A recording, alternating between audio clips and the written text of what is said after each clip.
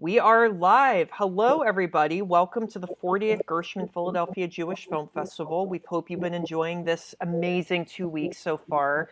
We just have a few days left, and we have so many more amazing films. So definitely, keep in the loop, get our emails, follow us on social media. We really hope that you guys enjoyed Broken Mirrors. We premiered this last night. It's going to be available to stream all day today and all day tomorrow as well. And joining us from Tel Aviv is one of the directors of the film, Aviad Givon. Hello, Aviad. So yes, we are sadly one person short. Imri Matalon, the other director of the film, is sadly feeling under the weather today, and he's not able to join us. So we wish him a speedy recovery. But in the meantime, me and Aviad, we're going to talk about the film for a few minutes. And if anybody who's been on here before, we do a lot of our Q&As on here on Crowdcast. If you have a question, you can ask it, but you'll see at the bottom left of the chat, there's an ask a question option.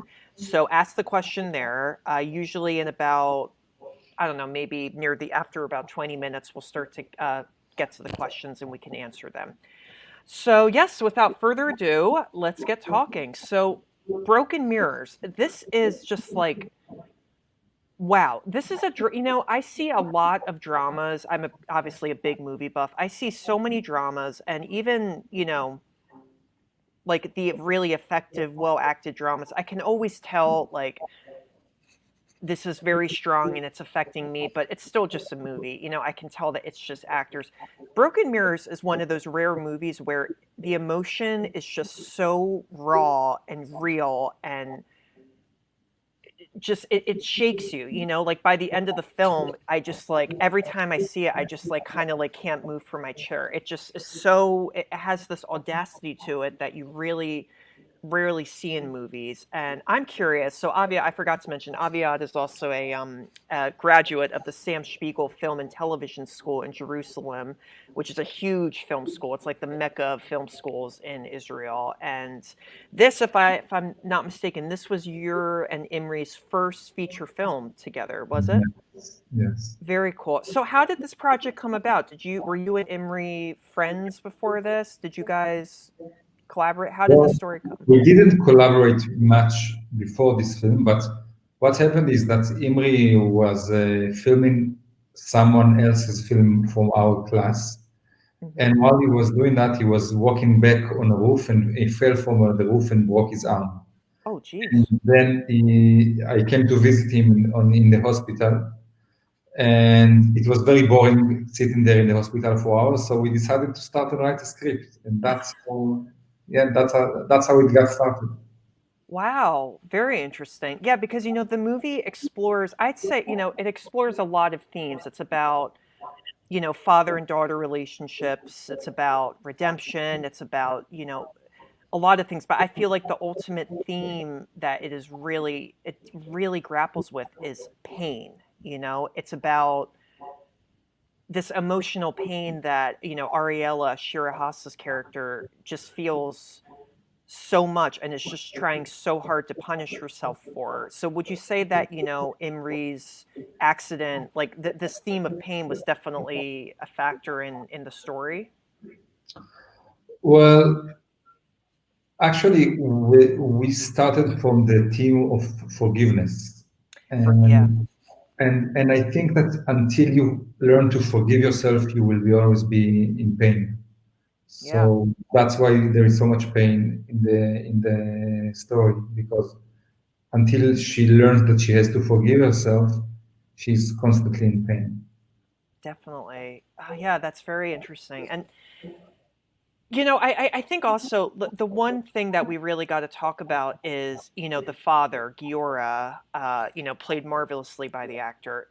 Every time I watch the movie, I'm never sure whether I should like him or not, because he's such a strict militaristic father, and I don't know if I always like agree with his ways of punishment. I mean, is he supposed to, would you call him sort of like an anti-hero, like a villain, but Well, likable or? I don't believe in strict villains, and I think that what we wanted to do with Giora is to have a character that you start by hating him, and then gradually you start to understand how he became to be that way, and I don't say that you love him, but you understand him, and you might want to forgive him yourself.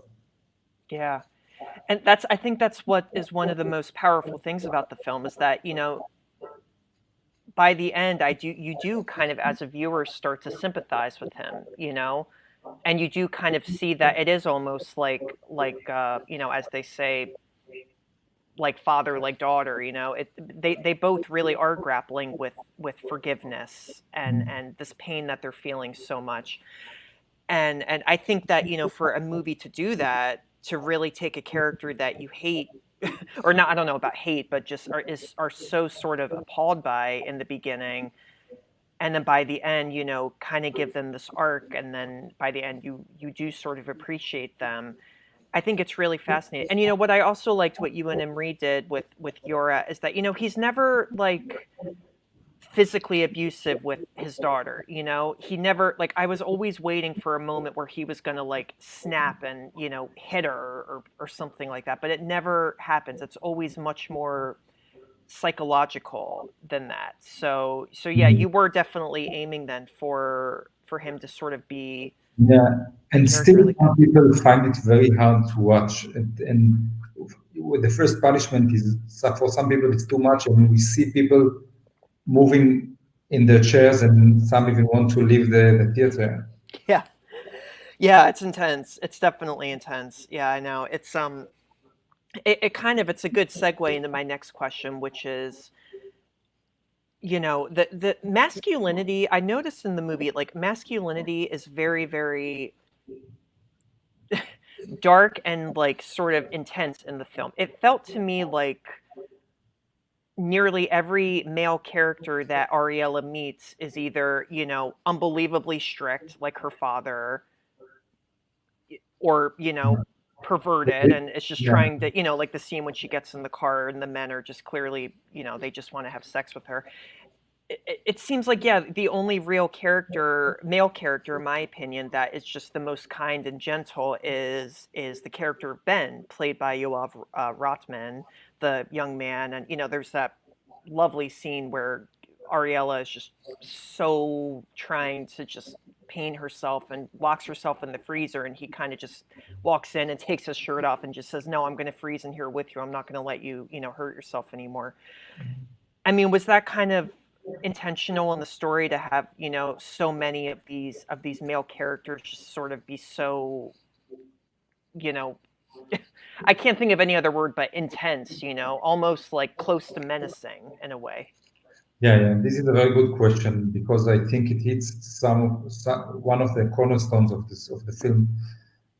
I think that masculinity in Israel is very complicated, and one of the reasons is the Israeli army, which almost everyone Yeah, goes to.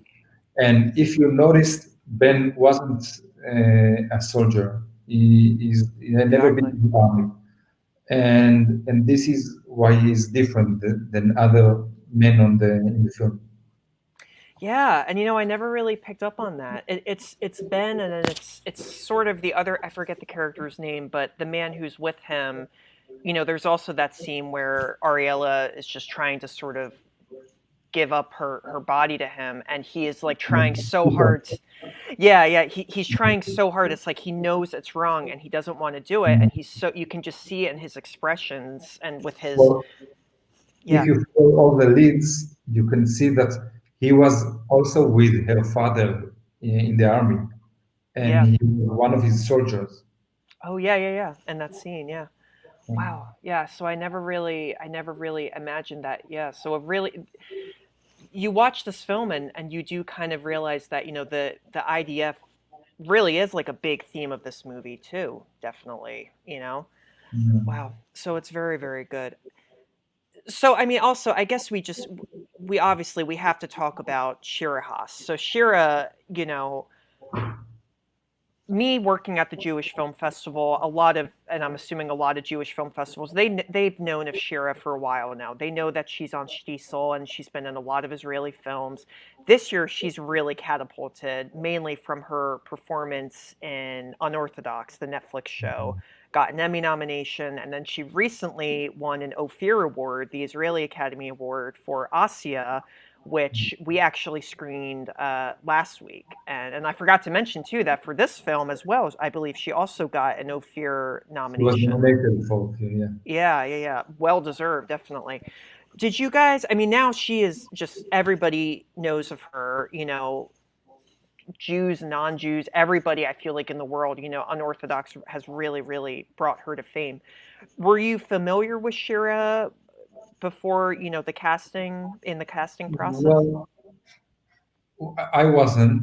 I think Imri also wasn't. We saw almost 100 girls for this part until Wow. she, yeah, until she landed on the audition chairs, and we knew right away that she is very, very powerful. She would be very good for this role, and eventually we casted her. But we didn't know her because before she did our film, she hasn't done any major role as an adult. She didn't do the leading role as an adult. This is her first adult leading role. Wow.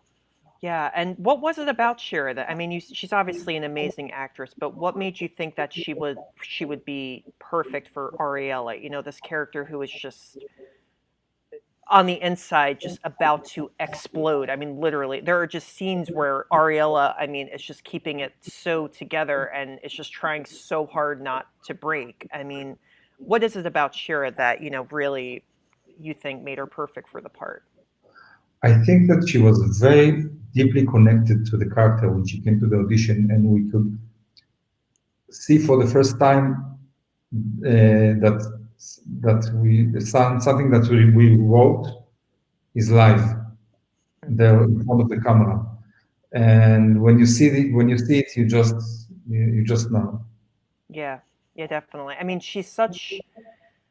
I've said this before, she's an actress. She's one of those actors that it's all about expression, She's an actor that without words can express so many emotions, pain or happiness or satisfaction or anything. It's just in that face that she has,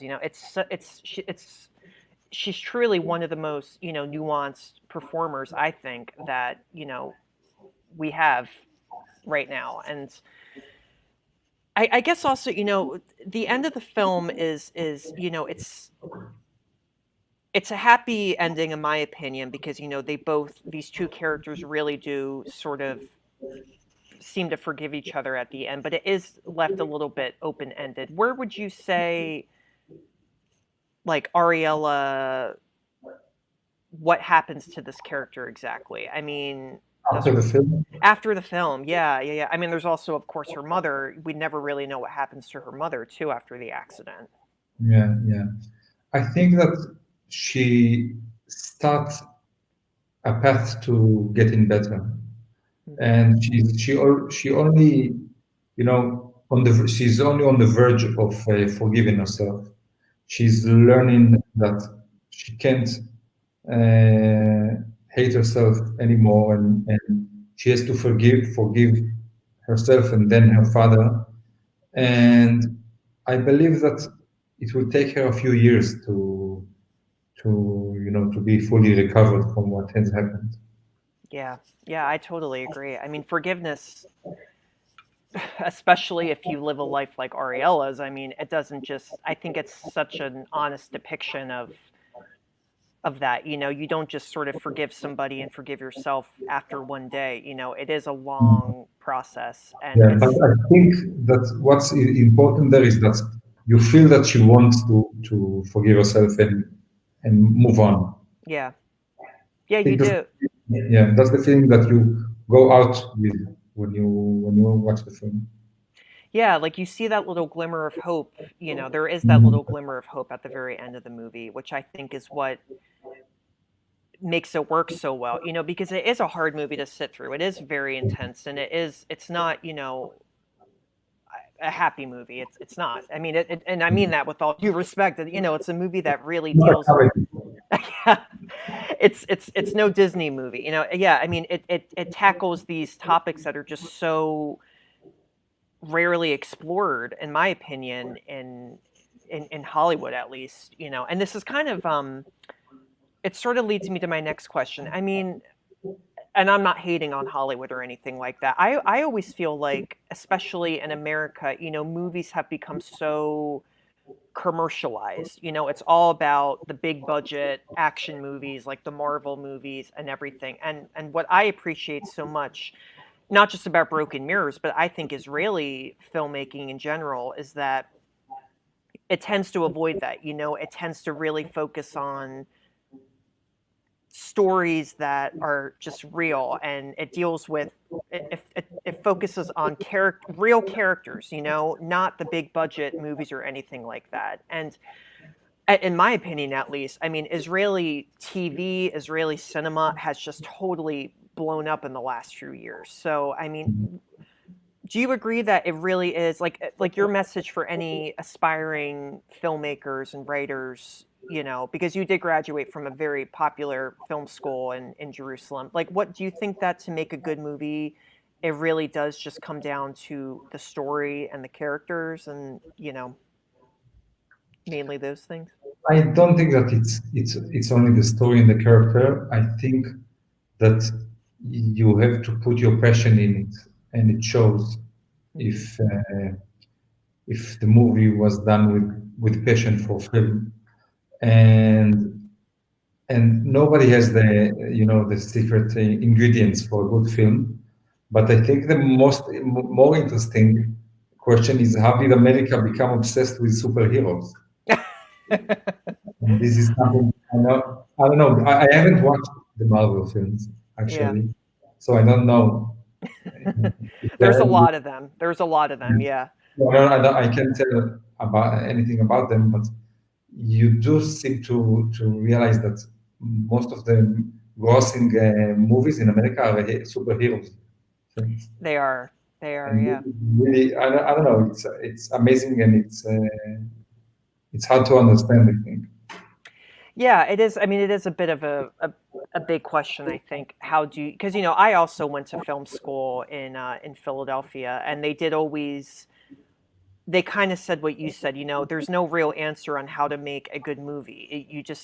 It's about the story and it's about the characters, and if you want to make it big budget and everything like that, that's okay. But it's really tricky, to do all of this at once. Do you have a superhero class?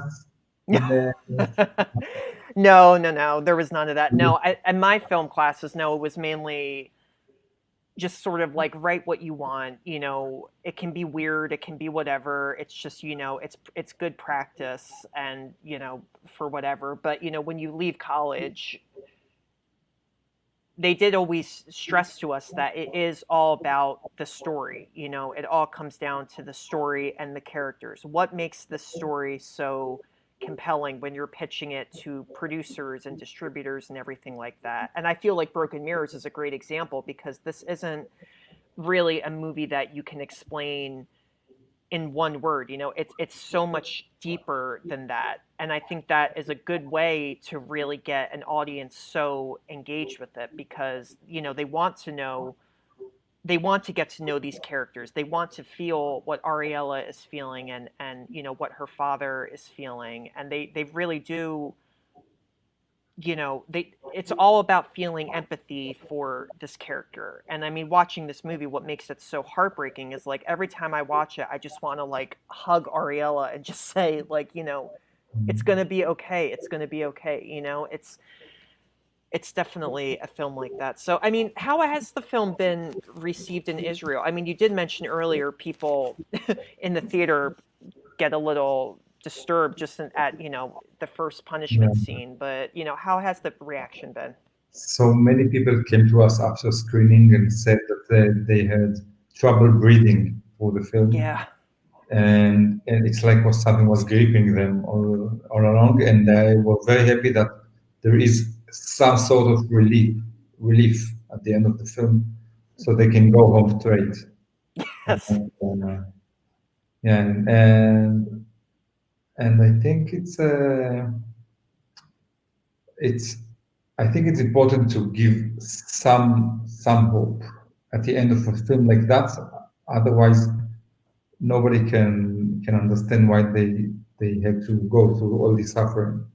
Yeah, exactly. Yeah, there is beauty at the end of the movie. There is. And I feel like with any film, no matter how dark it gets, it's always good to have a little bit of hope, because or else the audience is just kind of going to be like, well, why did I waste my time watching that? And I feel like with this movie, by the very end, I mean, you do